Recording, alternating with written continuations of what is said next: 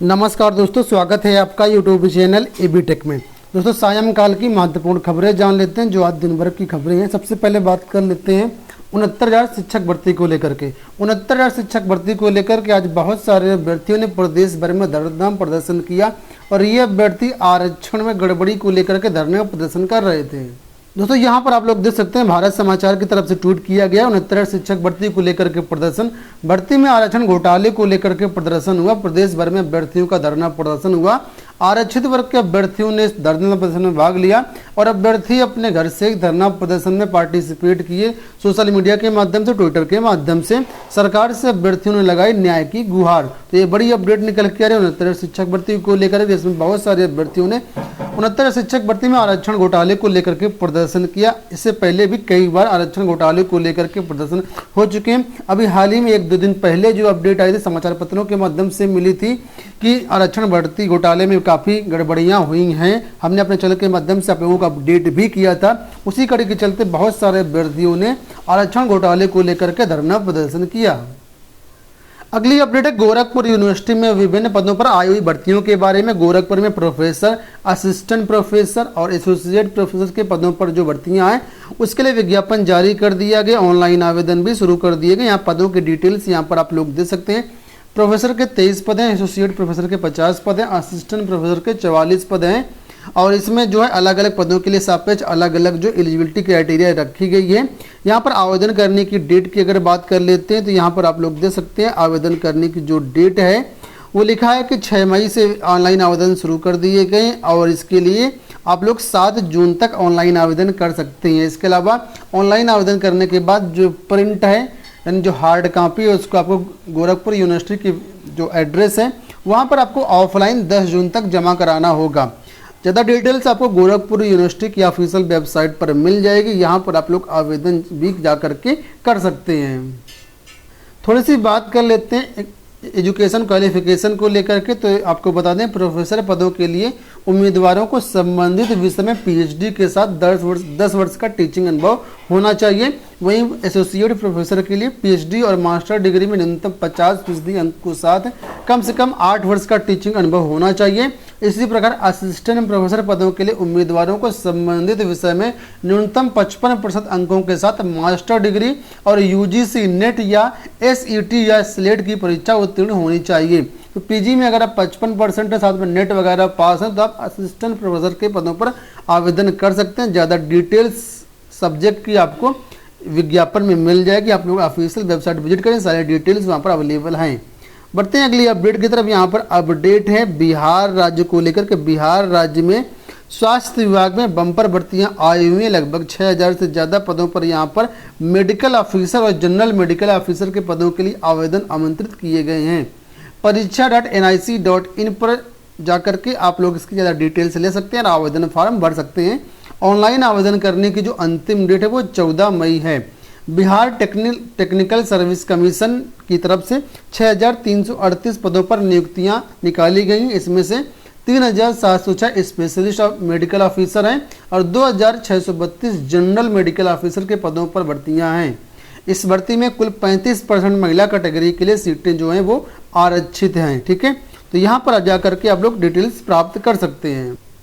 अगली अपडेट है UP board की परीक्षाओं को लेकर के। आप लोग जानते हैं सीबीएसई, आईसीएसई और अन्य बोर्ड के 10वीं की परीक्षाएं जो हैं वो फिलहाल रद्द कर दी गई हैं। छात्रों को प्रमोट किया जाएगा, लेकिन यूपी बोर्ड के छात्रों को समस्या ये हो रही है, सरकार को समस्या ये हो रही है कि यूपी बोर्ड में सीबीएसई और आईसीएसई जैसे रूल्स रेगुलेशंस लागू नहीं होते हैं। यहाँ पर 10वीं के छात्रों को प्रमोट करने में काफ़ी सारी दिक्कतें आ रही हैं। उसी के बारे में यहाँ पर अपडेट दी गई कि कोरोना की दूसरी लहर ने बड़ी संख्या में लोगों की सांसें छीन ली हैं और हजारों लोग बीमारी से जूझ रहे हैं। विकट दौर में परीक्षार्थियों की संख्या के हिसाब से सबसे बड़े परीक्षा संस्थान उत्तर प्रदेश माध्यमिक शिक्षा परिषद यानी यूपी बोर्ड में सुधार करने का रास्ता भी दिखाया है। इस समय परीक्षाएं होना संभव नहीं है। केंद्रीय माध्यमिक शिक्षा बोर्ड सीबीएसई की तरह यूपी बोर्ड के हाई स्कूल के छात्र छात्राओं को प्रमोट करने की स्थिति में नहीं है। यूपी बोर्ड के पास विद्यालय स्तर पर होने वाली वर्ष भर की परीक्षाओं का रिकॉर्ड नहीं है। बोर्ड के साथ शासन भी इसका रास्ता खोज रहा है। आपको बता दें कि यहाँ सीबीएसई की जो परीक्षाएं होती हैं वो जो भी मासिक टेस्ट होते हैं, जो छमाही परीक्षाएं होती हैं, यानी SA1 और जो परीक्षा टर्म एग्जाम होते हैं उसका पूरा जो रिकॉर्ड होता है वो ऑनलाइन फीड होता है। लेकिन यूपी बोर्ड में इस तरह की कोई भी व्यवस्था नहीं। ऐसे में छमाही की परीक्षा के आधार पर या मासिक टेस्ट के आधार पर छात्रों को प्रमोट नहीं किया जा सकता यूपी बोर्ड में। ऐसे में यूपी बोर्ड के छात्रों को किस तरह से प्रमोट किया जाए, सबसे बड़ी शासन के पास यही समय समस्या। शासन इस पर मंथन कर रहा है और आने वाले टाइम पर जो भी अपडेट होगा चैनल के माध्यम से आप लोगों को प्रोवाइड किया जाएगा। अगली अपडेट एसएससी को लेकर के एसएससी ने 3 बड़ी भर्तियां जो हैं वो स्थगित कर दी हैं।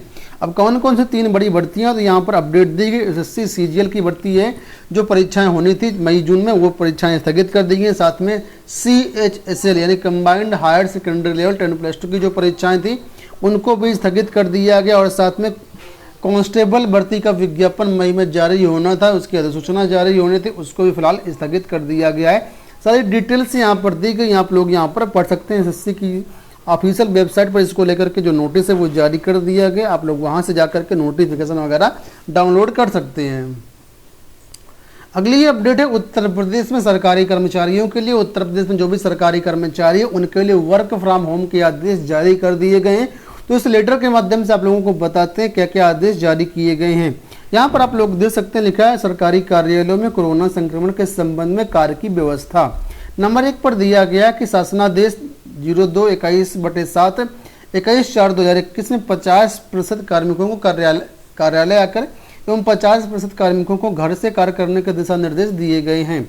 अब यह व्यवस्था की जाती है कि स्वीकृत जनशक्ति के सापेक्ष 50% कार्मिक कार्यालय में उपस्थित रहेंगे, किंतु एक समय में कार्मिकों की उपस्थिति स्वीकृत जनशक्ति के 33% तक ही रहेगी। शेष 50% कर्मचारी जो घर से कार्य संपादित करेंगे।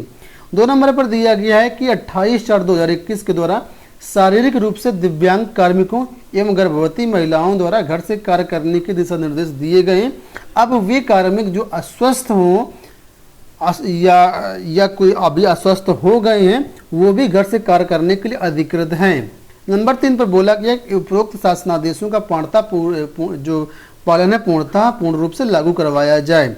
और यहाँ पर अब अपडेट ये है कि दोस्तों जो कार्मिक पहले से मतलब वर्क फ्रॉम होम कर रहे थे, पहले 50% की बाउंडेशन थी वो अभी भी रहेगी, लेकिन एक टाइम में 33% कर्मचारी ही उपस्थित रहेंगे कार्यालयों के लिए। साथ में जो कर्मचारी अस्वस्थ हैं, कोई दिक्कत है, बीमार हैं या गर्भवती महिलाएं हैं, दिव्यांग हैं, उन सभी को वर्क फ्रॉम होम के आदेश दिए गए हैं। तो ये हो गई दोस्तों आज की सारी डिटेल्स। आशा करते हैं वीडियो पसंद आया होगा। इसी तरह के अपडेट पाने के लिए चैनल को सब्सक्राइब कर लीजिए, वीडियो को लाइक और शेयर भी कर दीजिए। डिस्क्रिप्शन में बॉक्स में टेलीग्राम चैनल का लिंक दिया गया, आप लोग वहाँ पर भी हमें ज्वाइन कर सकते हो, लेटेस्ट अपडेट प्राप्त कर सकते हैं। इस वीडियो में इतना ही, धन्यवाद।